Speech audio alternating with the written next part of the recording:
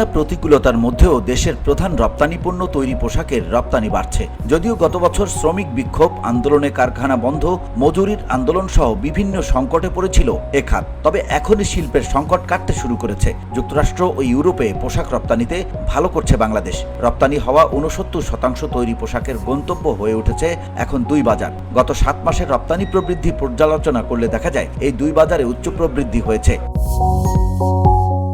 বিশ্লেষকরা বলছেন, উত্তর আমেরিকার অর্থনীতি ঘুরে দাঁড়ানোয় পোশাক বিক্রি বেড়েছে। এছাড়া ট্রাম্প প্রশাসনের শুল্ক নীতি এ বাজারে বাংলাদেশের অবস্থান জোরদার হওয়ার ক্ষেত্রে ভূমিকা রেখেছে। তৈরি পোশাক খাতের শীর্ষ সংগঠন BGME এর গত 7 মাসের রপ্তানি পর্যালোচনায় দেখা যায়, চলতি অর্থবছরের 7 মাসে ইউরোপের বাজারে তৈরি পোশাক রপ্তানি বেড়েছে 13.91%। যুক্তরাষ্ট্রে প্রবৃদ্ধি হয়েছে 16.68% এবং অপ্রচলিত বাজারে প্রবৃদ্ধি হয়েছে 6.42%।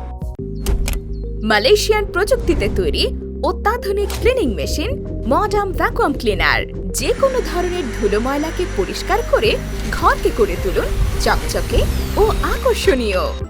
Modem, brand of luxury. পরিসংখ্যানে দেখা যায়, ইউরোপের বাজারে 2024-25 অর্থবছরে জুলাই-জানুয়ারি 7 মাসে তৈরি পোশাক খাতে রপ্তানি আয় বেড়েছে 13.91%। আয় হয়েছে $1,181 কোটি 16 লাখ ডলার।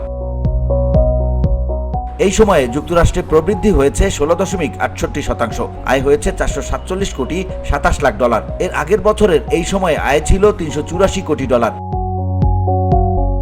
এছাড়া কানাডার বাজারে প্রবৃদ্ধি হয়েছে 15.29%। চলতি অর্থবছরে আয় হয়েছে $75 কোটি ডলার। এর আগের বছরের একই সময়ে আয় ছিল $65 কোটি 13 লাখ ডলার। পোশাক খাতের শীর্ষ বাজার ইউরোপ, যুক্তরাষ্ট্র ছাড়াও অপ্রচলিত বাজারগুলোতেও এ সময় ইতিবাচক রপ্তানি প্রবৃদ্ধি হয়েছে। গত 7 মাসে এসব বাজারে রপ্তানি প্রবৃদ্ধি হয়েছে 6.42%। এ সময় আয় হয়েছে $396 কোটি 61 লাখ ডলার। এর আগের বছরের একই সময়ে আয় ছিল $372 কোটি 70 লাখ ডলার। অপ্রচলিত বাজারের মধ্যে ভালো করেছে তুরস্ক, ব্রাজিল এবং ভারত।